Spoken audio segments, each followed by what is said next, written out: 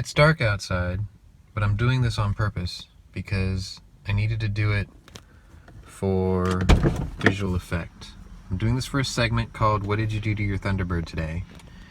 And I don't know if I'll be doing this constantly for YouTube or whatnot, but at least I would get this chronicled. Sorry about the Crocs. It's gonna help for something I'm gonna show you later. So basically, what you're gonna notice is this is a 2003 Thunderbird that I purchased about 2 weeks ago. And the first thing that I did was I started replacing all the interior lights with LEDs.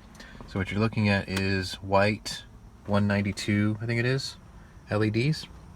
I did the ones in the footwells over there and there, and I replaced the ones in the dome lights, which is not that big of a deal, I know. But what I did next is what I'm actually here to show you. So let me close the door, get the key in, get everything going and running. Go ahead and turn on the interior lights for a second. Alright, so first thing you're going to notice out the window is I replaced it with LED headlights too. So that's that. The turn signals and tails I was hoping to do today, but I can't do it until because I ran out of daylight. So, notice all my instrument cluster lights work. At first I thought they were dim, but now that I've actually gotten used to this, I'm starting to understand that no, this is the way they're supposed to look. So I'm going to leave them alone for now. But yeah, they're all pretty bright, respectively. And this is what I really did. What you're going to notice is that everything in here looks pretty much standard. Until I open the box here, the glove box. And it's pretty dark, I know. But if you look, well, you can't really see it. What you can't really see is I hit a switch in here. An aircraft switch. I know it's dark. So let me turn off the interior lights for a second. Let those fade, right? And inside here, if I lift this aircraft switch and flip it up, you're not going to see it over there because there's nobody in there. But if you look down here, there's my feet are glowing. If you look back here, that's glowing too. That's the back deck lid.